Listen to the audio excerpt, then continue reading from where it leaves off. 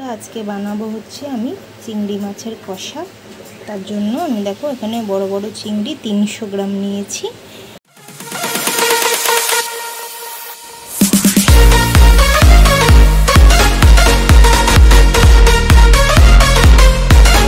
দেখো ডুমু ডুমু করে আলু কেটে নিয়েছি। তো চলো কিভাবে রান্নাটা করি তোমরা ভিডিওটা দেখতে থাকো। চিংড়ি মাছটা ভাজার জন্য দেখো আমি কড়াইয়ে তেল দিয়ে দিয়েছি, তেলটা গরম হয়ে গেছে। তো চলো এবার মাছটাকে আমি ভেজে নিই। তো চলো মাছগুলোকে ভেজে নিই।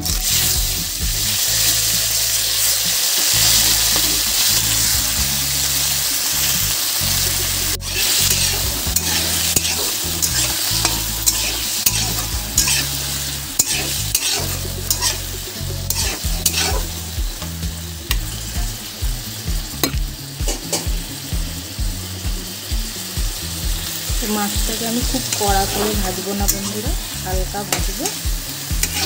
কড়া করে ভাজলে মাছ শক্ত হয়ে যাবে। মিডিয়াম ভেজে নেবো, মাছটা একটু ভাজা হয়ে যায়। তো বন্ধুরা মাছটা আমার একদম ভাজা কমপ্লিট। দেখো আমি খুব কড়া করে কিন্তু ভাজিনি। তো চলো এবার মাছটাকে তুলে নিই। আর একটু তেল দিয়ে দিয়েছি বন্ধুরা, তেলটা গরমও হয়ে গেছে। আমি দুটো তেজপাতা মানে একটা তেজপাতাকে দুখণ্ড করে দিলাম। আর সাথে দিচ্ছি দেখো পেঁয়াজ কুচি। এখানে দুটো মিডিয়াম সাইজের আমি পেঁয়াজ কুচি নিয়েছি। দেখো পেঁয়াজটাকে আমি ভেজে নিচ্ছি। পেঁয়াজটা হালকা ভাজা হয়ে গেছে। এবার আমি আলুগুলো দিয়ে দেবো।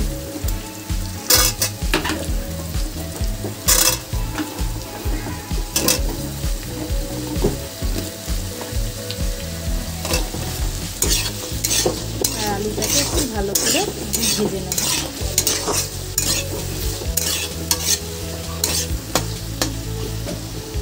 এর মধ্যে আমি পরিমাণ মতো নুন দিয়ে দিচ্ছি। আমি আগে হাফ চামচ দিলাম। আর দিচ্ছি হলুদ গুঁড়ো,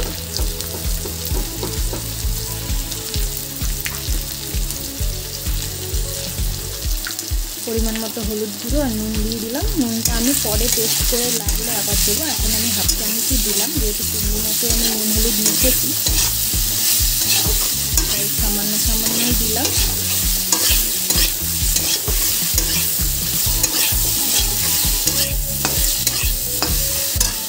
দিয়ে দেবো আমি আদা রসুনটাকে গ্রেট করে রেখেছিলাম, সেটা দিয়ে দিচ্ছি। এখানে আমি 10 কোয়ার মতন রসুন আর একটা হাফ ইঞ্চির মতন আদা নিয়েছি, সেটাকে গ্রেট করে নিয়েছি, সেটাকে দিয়ে দিলাম।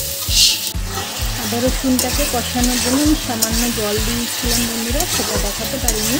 ফোনের একটা প্রবলেমের জন্য সেটা আমি স্কিপ করতে হয়েছে। আমি একটু জল দিয়ে আদা রসুনটাকে কষিয়ে নিচ্ছি। আদা রসুনটাও আমার মোটামুটি কষানো হয়ে গেছে। এবার আমি বাদবাকি মশলাগুলো দিয়ে দেবো, গুঁড়ো মশলাগুলো। চলো এবার মশলা গুঁড়োগুলো দিয়ে দিই। গুঁড়ো মশলাগুলো প্রথমে দিচ্ছি ধনে গুঁড়ো, এই ছোটো চামচের 2 চামচ ধনে গুঁড়ো দিলাম। দিচ্ছি জিরে গুঁড়ো,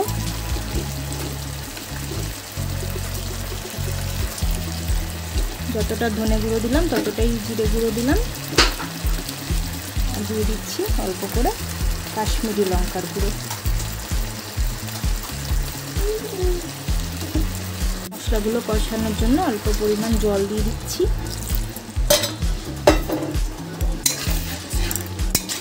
ভালো করে মশলাগুলো কষিয়ে নেব।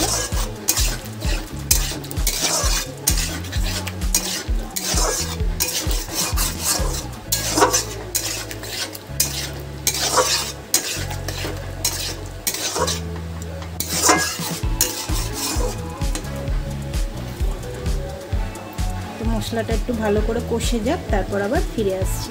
বন্ধুরা আমার মশলা পুরো কষানো রেডি হয়ে গেছে। এবার আমি টমেটো কুচি দিয়ে দিচ্ছি। একটা মিডিয়াম সাইজের আমি টমেটো কুচি রেখেছিলাম, সেটা দিয়ে দিলাম। আর দিয়ে দিলাম চেরা কাঁচা লঙ্কা। আর একটু আমি নেড়ে চেড়ে তারপর আমি চিংড়ি মাছটার মধ্যে দিয়ে দেবো।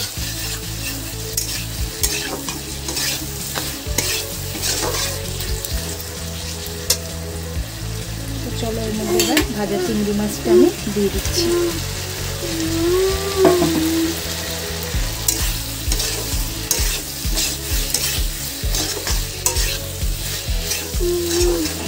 কষিয়ে আমি তারপরে জল দিয়ে দেবো।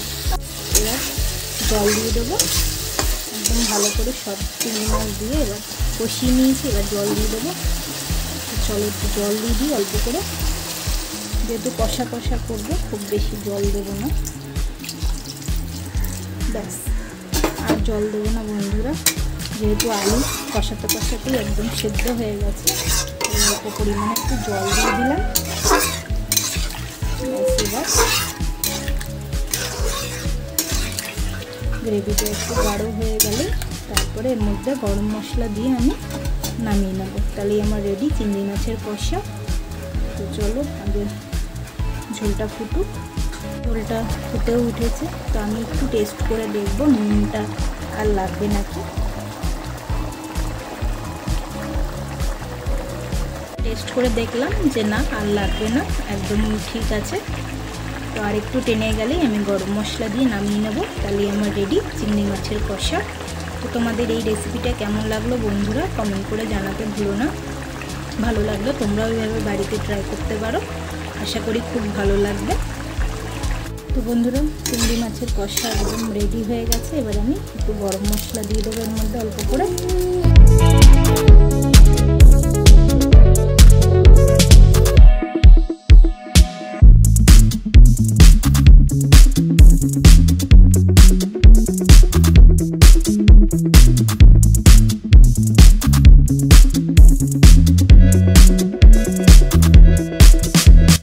আমার চিংড়ি মাছের কষা একদম রেডি হয়ে গেছে। তোমাদের কেমন লাগলো কমেন্ট করে জানিও, আর ভালো লাগলে লাইক কমেন্ট করো, আর তোমরা এইভাবে ট্রাই করতে পারো, আশা করি খুব ভালো লাগবে।